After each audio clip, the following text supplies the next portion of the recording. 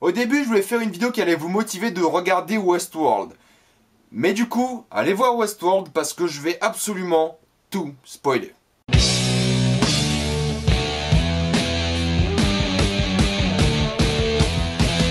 Westworld, saison 1.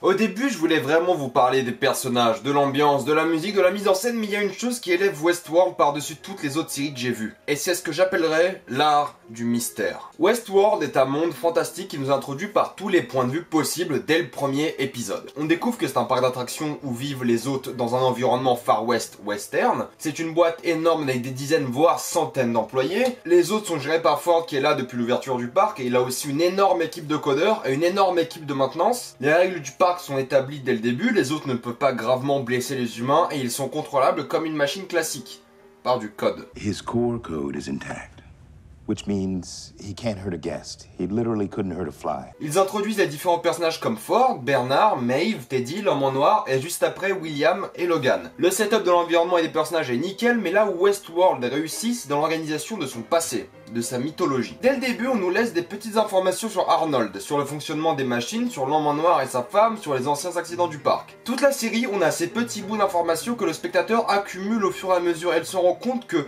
c'est bien plus grand et bien plus important que ce qu'il s'attendait. On nous parle d'Arnold dans tous les épisodes et ça nous permet d'avoir des théories sur son existence et sur son identité, bien avant la fin de la série. Mais là où Westworld domine est dans sa présentation. Tout est filmé de la même manière et tous les détails sont incroyablement subtils. C'est une chasse au trésor. Vous êtes un détective et la série pratique le foreshadowing à la perfection. Avant de passer aux révélations, je vais vous donner quelques exemples tout simples pour vous montrer à quel point Westworld calcule ces détails. Je vous conseille aussi de regarder un peu les tablettes de code dans la série. Il y a des informations qui sont juste fascinantes. En tout cas, dernier avertissement, je vais spoiler. Vous avez vu le couteau de William? Vous avez vu le couteau de l'homme en noir? C'est exactement le même. C'est le genre de petit truc qui n'est pas une coïncidence. Pareil, Arnold Weber est une anagramme de Bernard Lowe. Réarrangez les lettres et demandez-vous si Ford n'avait pas tout prévu dès le début. What about Bernard? Bernard.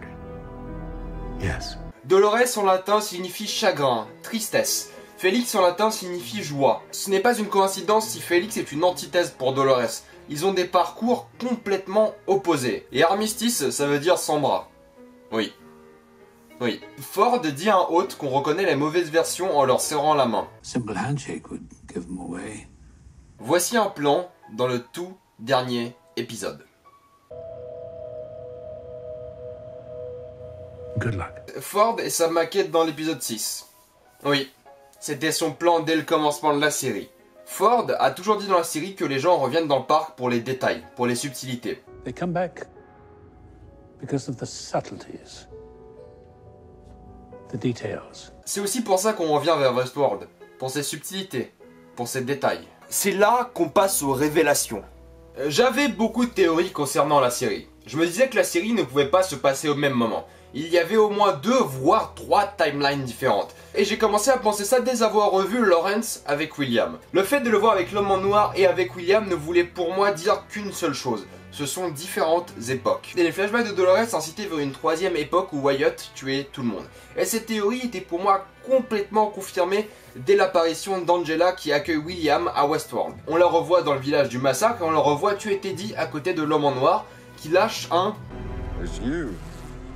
Puis ensuite dans l'épisode 9 on a droit à la photo qui était une confirmation à 100% que William était l'homme en noir. Et l'épisode final nous a juste donné une excellente transition.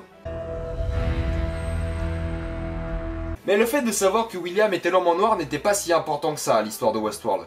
Car ce qui était vraiment important, c'était de comprendre comment ces 3 timelines étaient liées entre elles. Et c'est là qu'intervient Arnold. Dès le début, Arnold est décrit comme l'un des co-créateurs de Westworld, qui a eu une mauvaise expérience avec Ford dû à un désaccord. Et la théorie qui me semblait évidente était celle disant que Ford avait tué Arnold car il voulait l'empêcher de faire quelque chose aux autres.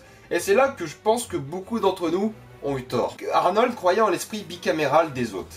Le fait d'avoir une conscience, et elle trouvait ça éthiquement incorrect d'ouvrir le parc. Et c'est là que Ford et Arnold étaient en désaccord. Ford le dit très tôt dans la série. Lui, il voit les autres comme de simples machines, alors qu'Arnold voyait plus que ça. You mustn't make Arnold's mistake. Why would I? Et le personnage d'Arnold est vraiment complexe, car il venait de perdre son seul enfant, et sa femme venait de le quitter. Donc il ne restait plus que son travail et Dolores. Il voyait en Dolores ce que personne ne voyait, une âme, une conscience. une vie qui, contrairement à celle de son fils, était éternelle. Il ne voulait pas ouvrir le parc et le seul moyen qu'il a trouvé était de prouver que les autres pouvaient être meurtriers. Cependant, sa mort fut en vain, car Ford avait déjà trouvé le financement de Delos. William possédait Delos, et l'un de mes regrets réside dans le fait qu'on découvre jamais comment William arrive à la tête de Delos. On ne découvre même pas comment il a vraiment perdu sa femme, et on ne sait pas ce que devient Logan. Et William est vraiment un psychopathe, parce qu'il voulait lui aussi prouver que les autres avaient une âme, et il voulait avant tout les voir se défendre. Il voulait rendre Westworld réel. C'est pour ça qu'à la fin de la saison, il a le plus gros sourire sur son visage. C'est d'ailleurs la seule fois qu'il sourit avec une telle joie. Et j'aimerais bien penser que Ford a égratigné William juste pour le faire comprendre que les autres pouvaient maintenant se défendre. Et c'est exactement ce que William voulait. Car William a changé. William a été cassé puis reforgé en quelque chose qu'il ne pensait jamais devenir. Et ça nous mène aux hôtes, et surtout à Dolores. Et c'est là qu'on comprend que Dolores revit ses mémoires de temps à autre. C'est pour ça qu'il voit l'homme en noir à des moments un peu aléatoires. Elle le connaît, elle l'a déjà vécu, elle l'a déjà croisé, c'est la personne qu'elle aime. Ça rejoint les thèmes du chagrin de la série. Elle revit ses mémoires en boucle et elle comprend qu'au final elle est Wyatt. Et elle comprend que c'est elle qui a tué Arnold et comme tous les autres, elle s'en veut énormément. Car tous les autres sont comme ça. Ils vivent le même moment en boucle et en boucle. Et ils sont générés par leur peur et leur chagrin.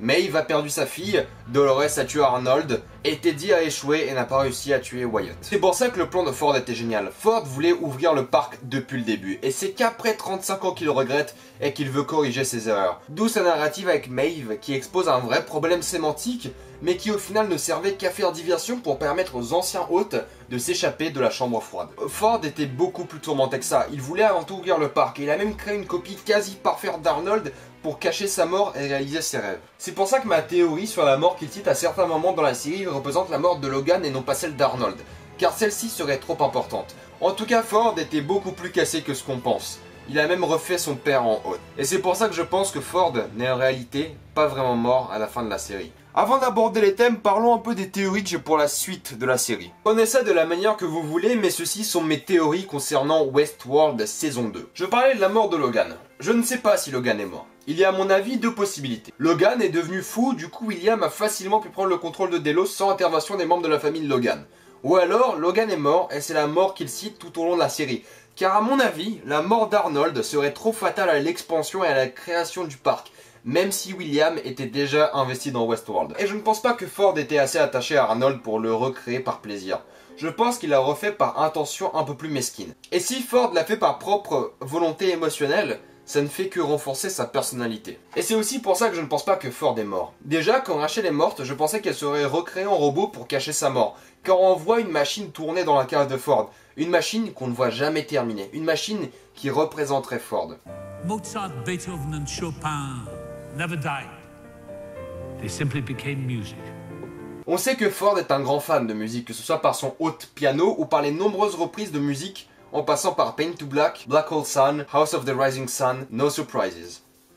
Je savais que ma culture rock allait me servir un jour. Les œuvres de Chopin étaient des œuvres musicales. Les œuvres de Ford étaient des machines. Ce qu'il reste de Chopin est sa musique. Ce qu'il va rester de Ford sera une machine. Ce que je ne comprends pas, c'est la disparition d'Elsie et de Ashley. On voit Elsie se faire attraper par Bernard mais jamais tuer. Pareil pour Ashley qui est attrapée par des indigènes mais jamais tuée. C'est pour ça que je pense que Elsie a découvert la vérité sur Arnold et a désiré se cacher. Elle a reprogrammé les indigènes et a capturé Ashley qui lui faisait confiance, comme on le voit auparavant dans la série. Si ces deux personnages sont morts, je trouve ça vraiment con. Et je trouve ça vraiment dommage qu'on ait jamais revu ces deux personnages dans le finale de la série qui durait quand même 1h30. Autre détail qui me gêne, c'est que Ford dessinait la pyramide avec 4 cases, pas avec 3 comme le fait Arnold. Juste un petit détail qui est peut-être pas si accidentel que ça.